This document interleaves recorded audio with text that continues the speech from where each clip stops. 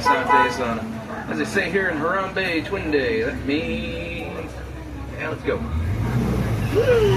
I'm John Boy, everybody. Welcome aboard on Kilimanjaro Safaris. I'll be Safari driver.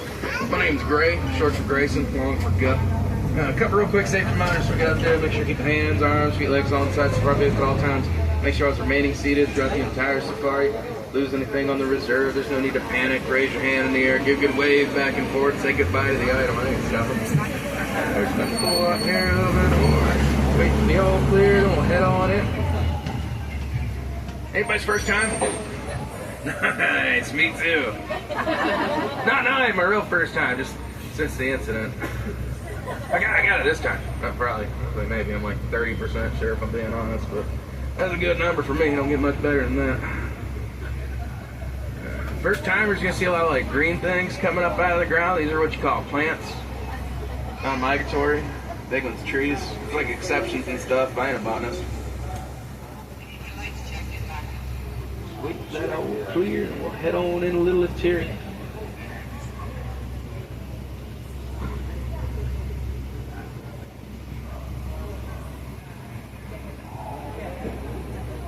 Sounds like you got a little giraffic jam up there. That's back.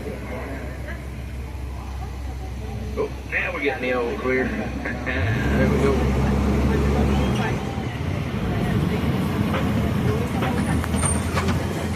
Oh, that's weird. It's a right turn.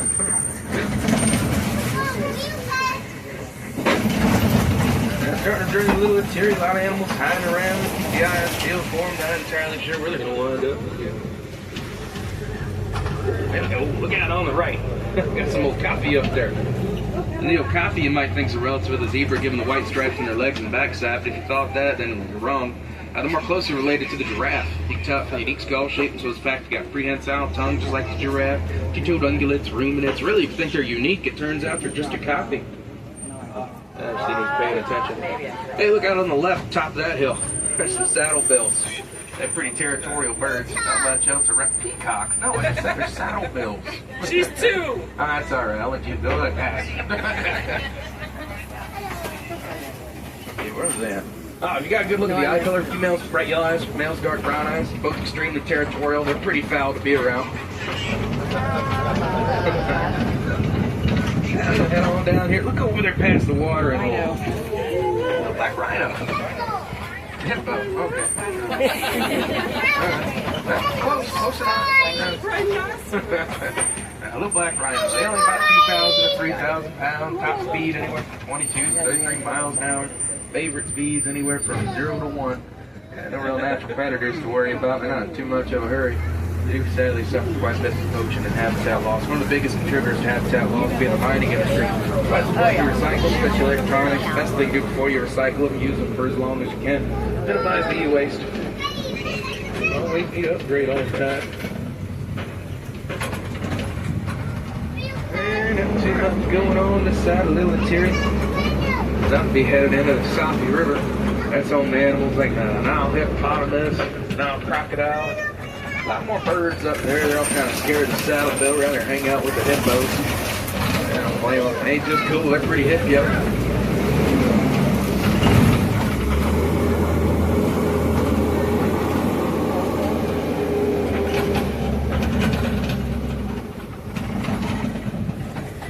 Alrighty, coming up on the edge of the water.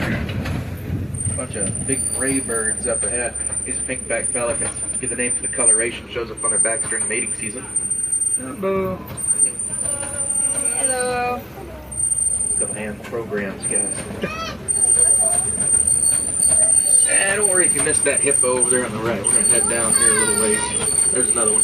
I can tell just by looking at what's floating on top of the water. A lot of that stuff's what you call hippo dung. It floats. In order to mark their territory, they produce what's called a dung shower. That's kind of exactly what it sounds like. We just follow the trail, we'll see the dung coming from. Yeah, look over here on the left. Did you see him? Oh, they just popped back up. Ears, eyes, nostrils, pretty much all in the same plane. Keep hearing, seeing, smelling, being next completely submerged. A pretty cool adaptation. Crocodiles got the thing. I got him the other way too. Another one up here. He's something smaller. A little bit smaller than that rhino you saw. Less than 3,000 pounds, I'd say. Biggest one here about 4,500. They can grow up 5,500, be around 15 foot long, or half the size of this truck. There's a slight little pinkish reddish coloration to them, comes from a mucus they secrete all over their body called blood sweat. Natural little sunblock keeps them burning up. I haven't mentioned that yet. Listening to the radio, rapid sound up there. There's a little floater hippo. It's kind of hard to see with the glare of the water, but they're right out there on the left, right before the waterfall. You can kind of see a couple of their backs sticking up out of the water.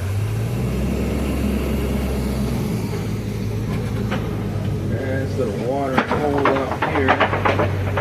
Way in the back past that last couple crocodile. You can see their head sticking up out of the water. Real hard to see. One of the largest of the crocs though. They're like 15, 16 foot, 500, 600 pounds. The largest ever recorded is actually a saltwater croc. About an 8 foot long, golden monk. 20 foot long, over 2,000 pounds. Pretty neat. It's on that deal. I think the craziest thing about them, they can climb trees. And to find that out the hard way. Not a good day. Yeah, now we're getting into the savanna. Savanna ecosystem's covered up, not quite enough precipitation to sustain a forest, but there is just enough where it's not like a desert, kind of middle ground between forest and desert. A lot of our favorite animals like to live. Rats, zebras, elephants, antelope. Passed by a big bay of bugs. You'll see some more a little further down. A massive tree, it'll be like 2,000 years old.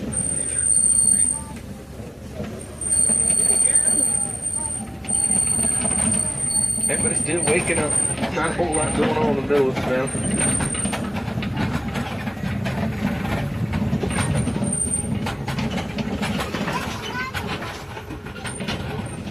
Let's see if we can find anybody. There's not much going on with the tree line. You get about 18 foot up next to the giraffes. Yeah, each one get about 50 pounds of food a day. Clean out the other side of these trees. Everybody else work on that low to the ground foliage.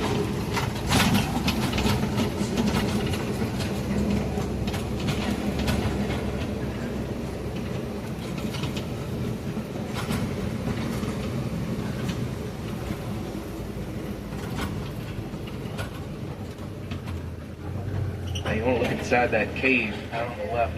There's a couple little African wild dogs curled up down there. Look all cute, cuddly, and docile. They're the top predators out here.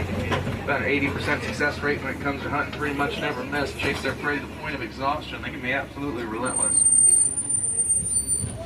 A lot of people take one look at those wild dogs, get them confused for hyena. They're in their own family Hyenidae. A lot of little subtle differences when it comes to skeletal structure, coloration, pack size, mannerisms, calls they make. Not the only thing they got in common is the fact you can pet them both at least once.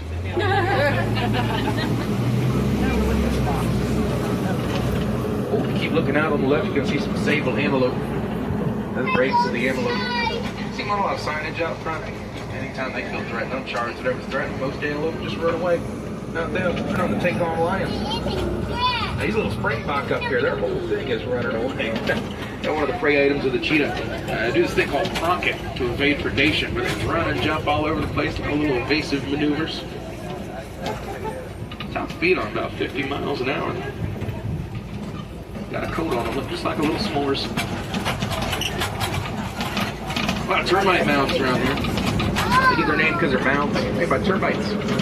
They had 3 things: termite saliva, dung, dirt. Dirt's kind of gross. Dung would never be my first choice, but number 2 on the list, no matter where you put it. Looks like got some wildebeest just came out of the forest there. I see a couple little groups of them. They like to divvy up little groups throughout the day. Out for easy grazing, looking out for predators. It's kind of a group after looking out for anybody. Don't want the best eyesight. Kind of explains the Lion King situation. At night, they like to group together, from a big long road across the savannah. Lets them easily get up, run away without bumping into anybody, because it's no bad eyesight thing. Jumbo.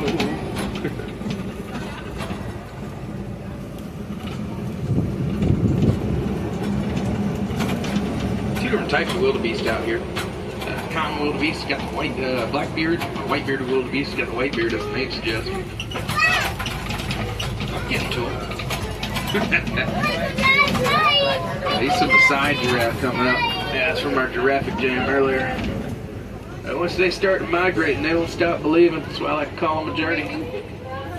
About 35,000 of these guys left out in the world. The number's slowly going up thanks to conservation efforts. There's even a little baby giraffe down there. About 8 foot tall.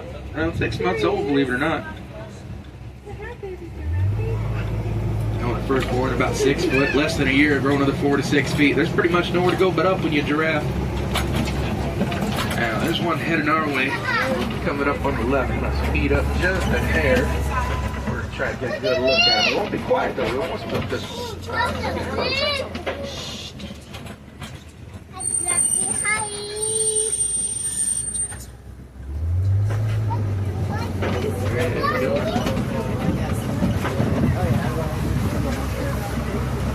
Now we're heading into some elephant territory. Biggest one out here, about 13,000 pounds, around 13 foot. That's just at the shoulder. A little bit more if you count head height. They grow up about 15 foot at the shoulder. Around 15,000 pounds. They figure around 1,000 pounds. Alright, there's one of the smaller male African elephants coming up on the right. They tend to stay all alone, a bit more solitary, while the females form the herds, protect the little ones. Pretty much always eat when you say it, eat about 300, 350 pounds of food a day. Wash it all down, 40, 50 gallons of water. And they got a pretty big appetite. Notice he's moving his ears a little bit back and forth. That's ear fanning. Got a lot of little blood vessels in those ears. Swap against the ear. Increase the body temperature 15 to 20 degrees. I like to call it ear conditioning. That's just me. Yeah, let's see if we can find some more of them. Get a little bit deeper in their territory.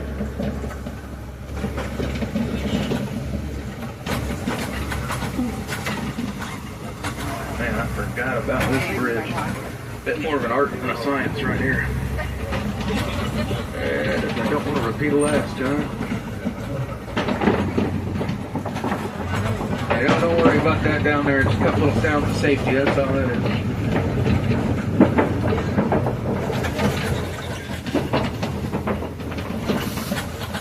We made it. Those red clay could have had really great indicator elephant activity. Elephants love the red clay. Use their tusks to dig the clay walls. Once you got enough to loosen up, they'll ingest it. Swallows vitamins, minerals can't find anywhere else. 50,000 markings on the right. Put little footprints down there on the left. Those elephants pretty much never forget these things are located. They got a great memory on them. Wish I remember that one.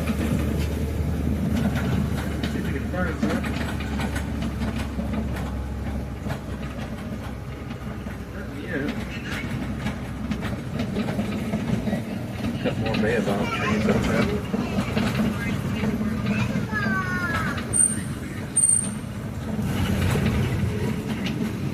Outside being a tree of life, they had another nickname, the upside down tree. Go without leaves 9 months out of the year, leaves and branches looking like roots. Conserves a bunch of water though.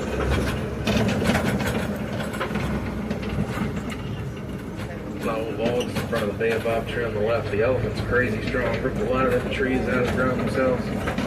Or it just kind of keeps them trimmed up. Some of those logs kind of smoothed out. They use them like scratching posts. Might go for a little swim. Every now and then you'll see the elephants out here swimming. Love it so much they never take off the trunks. Over next water is where there's a whole flamboyance. Such a common group of flamingo. These are greater flamingo. They're the largest, least pink flamingo. With the pink coloration for the beta keratin found diet of brine shrimp. Kind of hard to see with the sun in our eyes, but if you look closely when we get into this shady section here, a couple of those flamingos got a little touch of grayness, a little bit shorter than everybody else. Right on top of their heads and necks, look at that grayness in there. Those are about 2 years old. See any that are like dark brown and really short? Those are ducks. 19 vertebrae in a flamingo's neck. I just thought that was odd, you know. Still in the scientific state of flying, stand up on one leg. That's going to get conserve energy, low center gravity, lock their knees in place, stand like that for hours on end. Entered into the east savannah now. There's a big mud wallow on the left. That's a good sign. Good sign of rhino activity. They love the mud. Roll around in it for a while, cool off, and it's dry. Got a little sunblock, insect hunt, camouflage, good stuff. Remember that when you were camping? Oh, Oh, yeah, look over here on the right. That's a better sign of rhino activity when you can see them. That's a white rhino. The white rhinos get their name not from their coloration, but from the mispronunciation. The Afrikaans word "vite" means wide, big wide jawline. I know subtle difference. You got a good look at the black rhino and a little interior. They got a more pointy, triangular upper lip. He's like a little finger grasping individual bits of foliage. White rhino just goes around scooping everything up. Half the size of the elephant you saw, but eating 2/3 the amount of food. 200 pounds of food a day. There's a dark, shadowy section just past the top of the hill on the left. That's where you might find a cheetah. Oh, you see him walking down in the valley. Right out there on the left. Bonus points if you see all 5. There's 5 of them out there right now. Most of them laying down. Finish up the cat nap. 60, about 3 seconds. Top speed around 70 miles an hour. Do their hunting during the day. They're pretty cool cats. Can't meow or purr though. They kind of chirp, squeak, cackle instead. Kind of sound like birds. The sounds they make if you get a chance.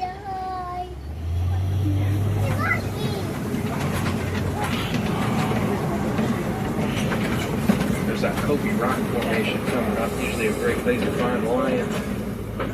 Sure enough, there's a lioness on the second tallest rock up here.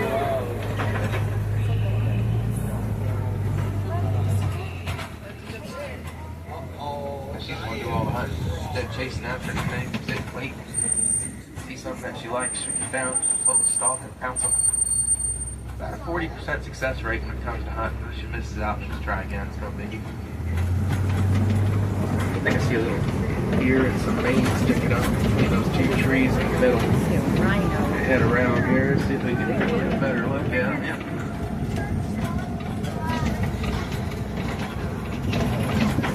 Actually, there's a lioness that I saw. Hey, lion, he's right up here. Mane's pretty much the same color as this coat right now. It gets darker as it gets older. Yeah, that was a lioness by the tree.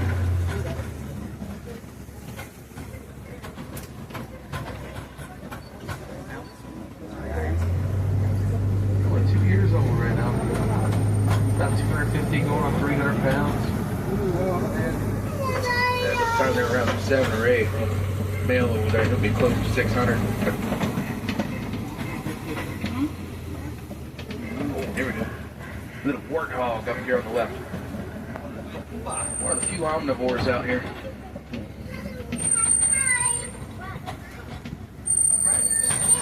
Go Pumbaa. Fun fact, that means foolish in Swahili. Oh yeah, I was just trying to get a picture of one. Remember that? Those round foliage, tutors, grubs. After that, I don't need just about anything else. Oh, there's another some rhinos. Really got to watch out for the ostrich. They're usually hanging out around here. That's the only animal scares me. Inch-long talons, about their feet, about a 6-foot-tall bird, around 300 pounds. Top speed on an ostrich like 40 miles an hour. Top speed on this truck is 8. Battery tough. Down there on the right, you see some ostrich eggs. About 3 pounds each. It's like 24 chicken eggs in one egg. Super low in cholesterol. That would be nearing the end of our journey. There's our little warden's boat. Warden right now is looking after some little Nigerian dwarf goats. They're pretty cool little goats. Do a lot of cleanup work. See them eating poison ivy, poison oak briar bushes, plant material. Get a whole tree one time. A couple things pretty cool about them. They produce some milk, wax, a lot of protein, lactose. These pricey commodities don't produce an awful lot. A couple cups a day. Most of it's got to go to their kids. They got eyes on the sides of their heads. Rectangular pupils. Gives them almost a 300-degree field of view. That's pretty neat. They're pretty cool goats. I wouldn't say they're the greatest of all time, but they're alright.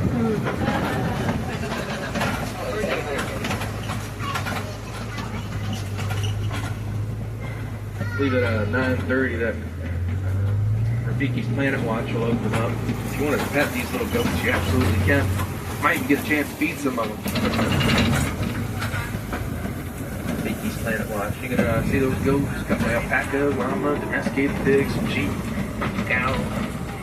There's a Komodo dragon up there too, but you can't pet that one. I've already asked a couple times.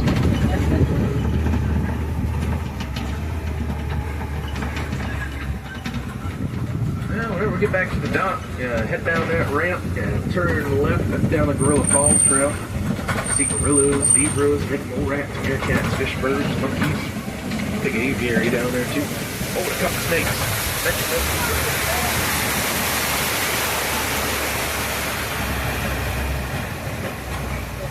Head back out towards the village.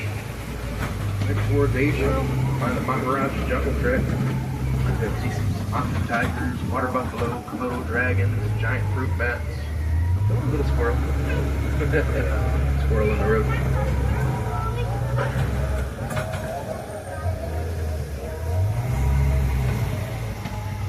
And we got 4 docks we're gonna pass by to get to ours. Might get a little